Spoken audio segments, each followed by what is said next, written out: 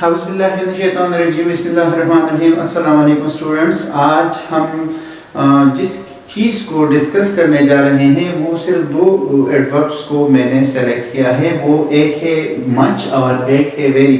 आपको बहुत अजीब लगा होगा कि टीचर ने आज एक क्या सेलेक्ट किया है क्लास के लिए।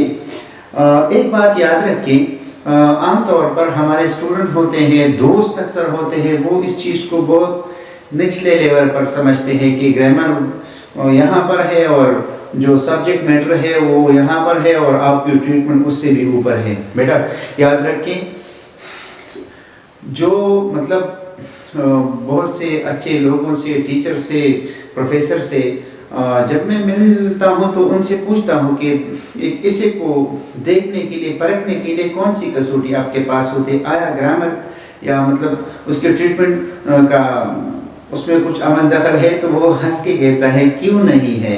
हम जब देखते हैं कि कोई इंटरनेशनल इशू को लेकर उसको बच्चों की तरह ट्रीट कर लेता है तो हमें बहुत बुरा लगता है।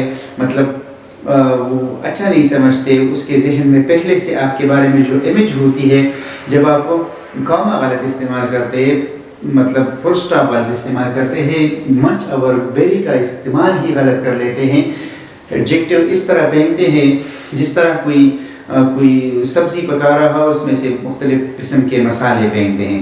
नहीं, इस तरह नहीं है। एडजेक्टिव पर भी हमने क्लास रखी थी, एडजेक्टिव ऑर्डर्स, इसी तरह एडवर्ब ऑर्डर, एडवर्ब प्लेसमेंट, ये सब मैंने इस बात को आगे मद्देनजर रखते हुए आपके लिए क्लासें तैयार की ताकि आप समझ जाएं कि कल को आप एक कॉम्पिटिटिव एग्जाम में चले जाए, आपको ऐसे लिखनी पड़ जाए और आप इस किस्म की बेसिक गलतियां ना करें।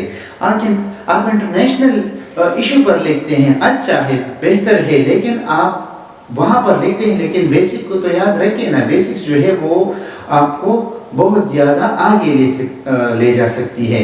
और जब आप बेसिक्स में गलतियाँ कर देते हो तो वहाँ पर जो बैठा हुआ शख्स होता है जो आपकी पेपर देखता है, तो याद रखिए हर एक चीज़ की अपनी मार्क होती है आपके बारे में। सॉरी, एक बंदा एक ख़ास किस्म की कसौटी रखता है। जब कसौटी के पहले ही सीढ़ी पर पूरे नहीं उतरते, आप खुद अंदाज़ा लगाएं कि आप उसके जहन में किस तरह पास हो सकते हैं। तो आप के लिए मच और वेरी का एक सिलेक्शन हमने आज किया है। तो चलो शुरू करते हैं। Use of some important adverb like much and very. Much और वेरी को किस तरह इस्तेमाल करते हैं हम तो बस यही जानते हैं कि मच भी लगा दो, वेरी भी लगा दो, उसके लिए कोई उसूल नहीं है। नहीं, उसके लिए कुछ उसूल हैं। अब थोड़ी सी प्रैक्टिस इसके साथ कर ले और इसे में ये गलती ना करे, मच की जगह वेरी और वेरी की जगह मच ना इस्तेमाल करे तो बेहतर है। मसलन नंबर 1, मच जो है क्वालिफाइड एडजेक्टिव और एडवर्ब, यानी ये तो एडजेक्टिव, ये बात तो तय है कि मच एडजेक्टिव और एडवर्ब दोनों को क्वालिफाई करती है। कहाँ पर? इन कंपैरेटिव डिग्री, यानी एडजेक्टिव और एडवर्ब की दोनों की positive, comparative and superlative degrees हैं। यानी ये कंपैरेटिव डिग्री को सिर्फ यहाँ पर सिर्फ मैं कहूँगा क्वालिफाई करती है, यानी जहाँ पर कंपैरेटिव डिग्री होती है वहाँ पर मच होगा। He is much better। आप भले कितने ही अच्छे इंग्लिश लिख ले, लेकिन आप यहाँ पर ही नहीं लिख सकते he is very better, no, much better। आपने यहाँ पर much better, better क्योंकि better क्या है? better यानी ये कंपैरेटिव डिग्री में आता है। he is much better और एडजेक्टिव है। अच्छा, ये एडजेक्टिव की शर्त पूरी होगी। एडवर्ब के साथ किस तरह आता है? it runs, ये दौड़ता है, much faster, यानी वो यहाँ पर ये एडवर्ब है इस रन्स के लिए, तो मच यहाँ पर यानी यहाँ भी कंपैरेटिव डिग्री के लिए आया था और यहाँ भी मच कंपैरेटिव डिग्री के लिए आया है। तो पहले आपने ये बात याद रखनी है कि मच जो है वो एडजेक्टिव एडवर्ब भले कोई भी हो इन दोनों में, लेकिन उनकी कंपैरेटिव डिग्री के साथ आएगा, वेरी नहीं आएगा, मच आएगा। Number 2, used in past participle. Much जो है ये पास्ट पार्टिसिपल के वर्ब के साथ आता है। मसलन नंबर 1 सेंटेंस आप देखें, I was much surprised eight hearing this news, यानी ये न्यूज सुनकर आई वाज मच सरप्राइज्ड, मैं बहुत हैरान। आप सरप्राइज को देखें, ये वर्ब की थर्ड फॉर्म है, यानी जो पास्ट पार्टिसिपल है और पास्ट पार्टिसिपल यहाँ पर क्या कर रही है, much surprised eight. Much surprise यानी यहाँ पर वर्ब की थर्ड फॉर्म जो है वो बहुत से मौकों पर बतौर एडजेक्टिव इस्तेमाल होती है। मसलन माई ब्रोकन हैंड यानी वो हाथ जो टूटा हुआ है, यानी ब्रोकन की वजह से हैंड जो है वो क्वालिफाई हो गया, यानी वो हाथ जो टूटा हुआ है। आई वॉज मच सरप्राइज यानी किसी वर्ब की थर्ड फॉर्म यानी जो पास्ट पार्टिसिपल है इसके सामने भी मच का इस्तेमाल होगा, वेरी सरप्राइज नहीं होगा। इसी तरह मच जो है तीसरी नंबर पर कहां पर आता है, much is used to intensify the superlative degree of an adjective, यानी एडजेक्टिव की सुपरलेटिव डिग्री के सामने अगर हम लगाएं तो ये इंटेंसिफाई कर सकता है, जरूरी नहीं कि हर जगह पर मच आए, यानी उसको इंटेंसिफाई कर सकता है। मसलन he is much the best student in the class, he is much the best student, यानी the best जो यहाँ पर है ये superlative degree है adjective की।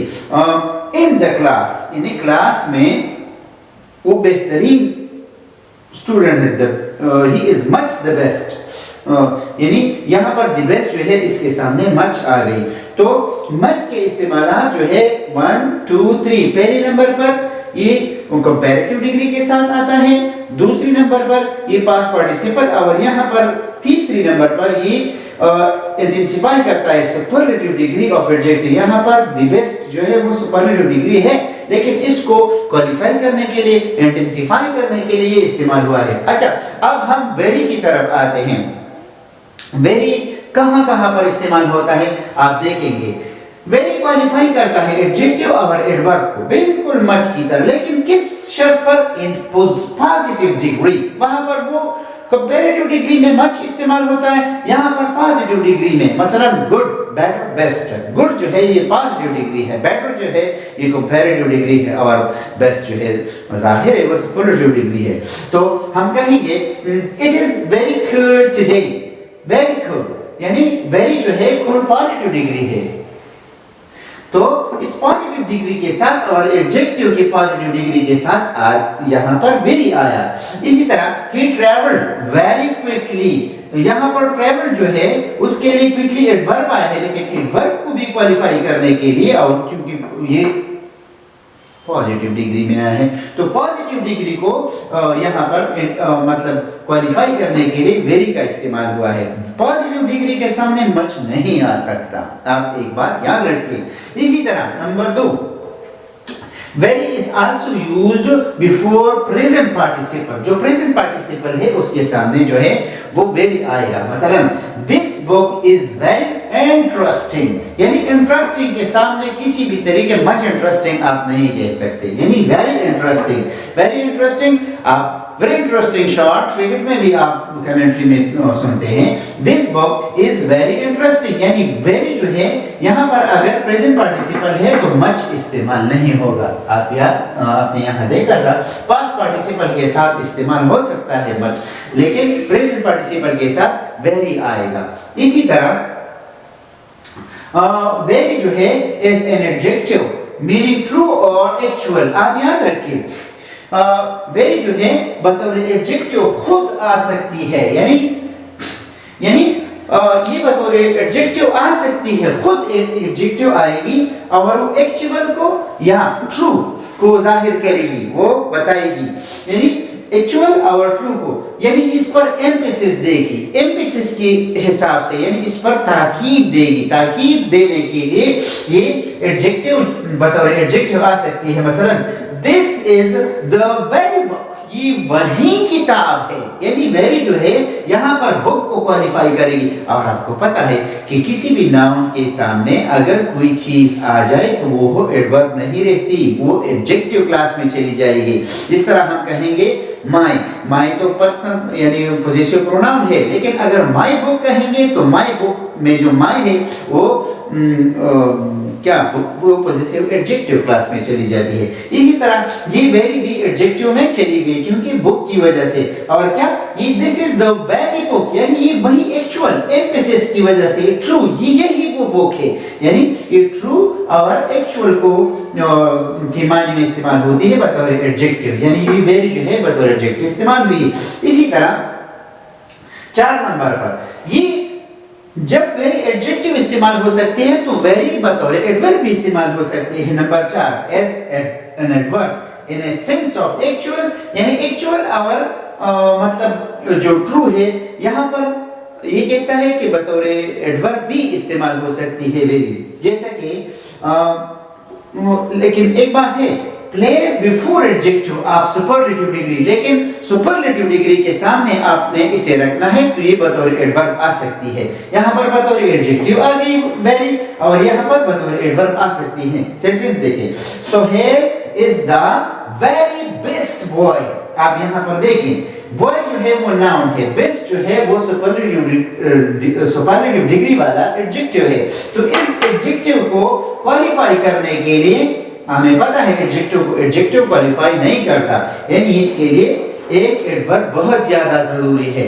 तो इस एडवर्ब यानी यहाँ पर ये वेरी एडवर्ब बन गया इस एडजेक्टिव को क्वालिफाई करने के लिए। और ये एडजेक्टिव क्या है, ये एडजेक्टिव का यानी सुपरलेटिव डिग्री है और वो आगे सुपरलेटिव डिग्री वाला एडजेक्टिव जो है वो बॉय को क्वालिफाई करता है कि वो क्लास में सबसे बेस्ट बॉय है।